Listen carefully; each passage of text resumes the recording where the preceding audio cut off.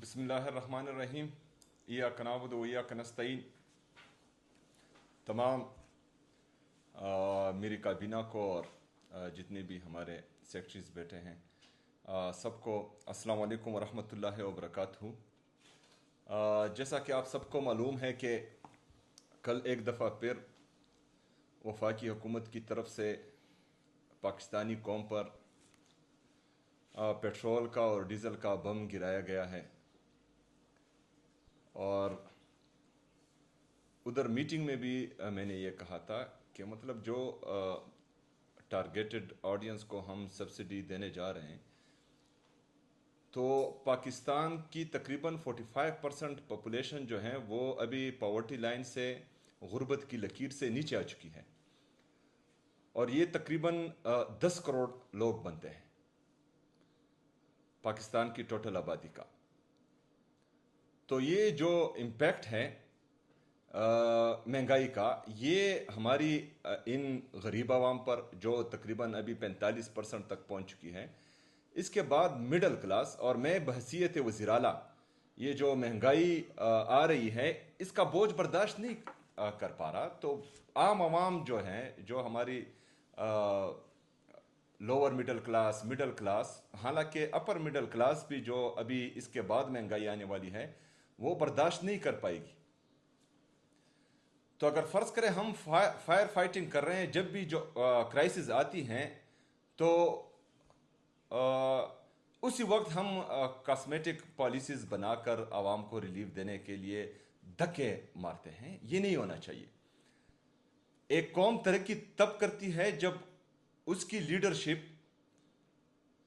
एक ऐसी पॉलिसी बनाए जो मुस्तकिल हो, जिससे फ़ायदा हो। जिस तरह हमारे लीडर, हमारे कायद जनाब इमरान खान साहब ने अपने दौरे हुकूमत में किया था। हालांकि वो जिस टाइम प्राइम मिनिस्टर थे तो दुनिया पर एक वबा आई थी कोरोना की, उसमें पूरी दुनिया जो है अफेक्ट हुई थी, पूरी दुनिया में महंगाई आई थी। लेकिन उसके बावजूद भी पाकिस्तान इमरान खान साहब के दौर में 6.1% से ग्रोथ कर रहा था। हमारा पेट्रोल जो है वो बाहर दुनिया में 117 से $120 फी बैरल था, लेकिन उन्होंने अपनी कामयाब पॉलिसी के तहत पाकिस्तानी कौम के लिए उस पेट्रोल की कीमत 150 रुपये मुख्तस की थी। लेकिन अब आप देखें, मतलब पाकिस्तान के 75 सालों में पेट्रोल की कीमत 150 रुपये बढ़ी थी और सिर्फ ये 3 सालों में पेट्रोल की कीमत तकरीबन 300 रुपये से ज्यादा बढ़ चुकी है। तो ये किसकी नाकामी है? ये उनकी नाकामी है जो इस मुल्क पर मुसल्लत कर दिए गए हैं, क्योंकि उनके पास कोई पॉलिसी नहीं है, उनके जहन में कोई रिफॉर्म्स ही नहीं है, वो पाकिस्तान का सोचते ही नहीं, पाकिस्तानी अवाम का सोचते ही नहीं। लेकिन हमारी जिम्मेदारी है, क्योंकि हम अवाम के वोट से आए हैं और हमारी ताकत ही अवाम है, हम जमहूरी लोग हैं। चोर दरवाजे से ना हम पहले आए थे ना इसके बाद आएंगे।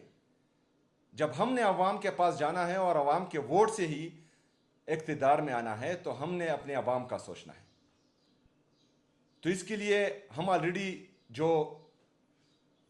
पॉलिसी अनाउंस कर चुके थे मोटरसाइकिल के लिए, हमारे फार्मर्स के लिए, वो नेशनल लेवल तक अभी पहुंच गई हैं। इसके साथ साथ क्योंकि नेशनल क्राइसिस हैं तो इसमें हम जो है पाकिस्तान का साथ देंगे। हमारे कुछ सूबाई जो रकूम थे फेडरल गवर्नमेंट के साथ, उसमें कुछ कटौती हो रही थी। इसी वजह से हमने जो मीटिंग्स की, बहरहाल हमने अपनी सूबे का मुकदमा लड़ा, क्योंकि यहाँ पर फ्लैश फ्लड्स और क्लाउड बस्ट की वजह से हमारा जो नुकसान हुआ था उसमें हमने पैसे दिए। हमारा NFC का शेयर वफाक हमें नहीं दे रहा। हमारे कबायली अजला जो एडमिनिस्ट्रेटिवली इंतज़ामी तौर पर खैबर पख्तूनख्वा में मर्ज हुए हैं, लेकिन अभी तक वफाक ने फाइनेंशियली मर्ज नहीं किया। तो जो हमारे कबायली अजला का हक है NFC में, वो बाकी सूबे का रहे हैं और हमें नहीं दिया जा रहा। وہ بھی ہم نے بتایا. اس کے ساتھ ساتھ جو نیشنل پالیسی کے تحت ہمارے عوام کو زبردستی اپنے گھروں سے نکالا گیا ہے تو ان کو بھی ہم ریلیف دے رہے ہیں. وہ پیسے بھی جو ہیں صوبائی حکومت اپنی جیب سے دے رہی ہے. اس کے ساتھ ساتھ نیشنل پالیسی کے تحت دوبارہ دہشت گردی نے سر اٹھا لیا ہے تو اس کو بھی جو ہے ہم کاؤنٹر کرنے کی کوشش کر رہے ہیں اور اس پر بھی ہمارا کافی سارا پیسہ لگ رہا ہے.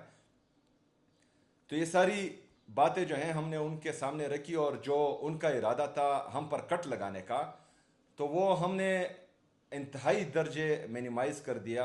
مزمل اسلم صاحب بھی وہاں پر موجود تھے, انہوں نے بھی بہترین مقدمہ لڑا, میں ان کو بھی خراج تحسین پیش کرتا ہوں. تو ہم نے یہاں پر خیبر پختونخوا کی حکومت ہمارے ساتھ ہے, ہم نے خیبر پختونخوا کی عوام کے لیے ہم سے جو ہو سکے وہ بہترین ریلیف دینا ہے.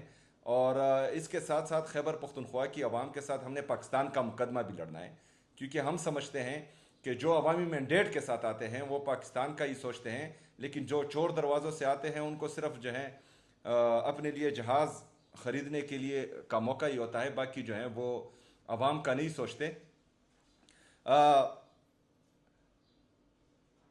نیشنل یا وفاقی حکومت اس کو چاہیے پالیسی بنائیں پاکستان کے لیے, کیونکہ ہماری جو فارن ریزرو ہے, اگر فرض کرے اسی طریقے سے ہم پیٹرول خریدتے رہیں اور ہمارے ٹریڈ ڈیفیسٹ ہے پاکستان میں, تجارتی خسارہ دن بدن بڑھتا جا رہا ہے کیونکہ ایکسپورٹ ہے ہی نہیں اور امپورٹ دن بدن بڑھتا جا رہا ہے. جو ہمارے ساتھ آلریڈی ڈالر ہے تو وہ امپورٹ کرنے میں ملک سے باہر ہی جائیں گے, تو اس سے جو امپیکٹ پڑے گا ہمارے روپے کی قدر کم ہوگی, اس سے مزید مہنگائی آئے گی. جو ہمارے پیٹرول اور ڈیزل کے پرائسز بڑھے ہیں اس سے بجلی بھی مہنگی ہوگی, مزید عوام پر بوجھ آئے گا, انفلیشن بھی ہوگی, ان امپلائمنٹ بھی ہوگی.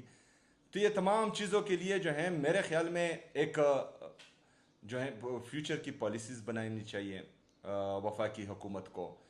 کوئی پلان سامنے لانا چاہیے, فائر فائٹنگ نہیں ہونی چاہیے. جس طرح عمران خان صاحب نے پاکستان کا جی ڈی پی گروتھ 6.1% پر لے کر گئے تھے, ہمارا انڈسٹریل گروتھ ہو رہا تھا, ہمارا ایگریکلچر گروتھ ہو رہا تھا, ہماری ریمیٹنسز پاکستان کی تاریخ میں پہلی دفعہ تقریباً $33 بلین تک پہنچ چکے تھے, ہمارا ٹریڈ سرپلس تھا کیونکہ ایکسپورٹ زیادہ ہو رہی تھی, امپورٹ کم ہو رہی تھی اور پاکستان ترقی کر رہا تھا.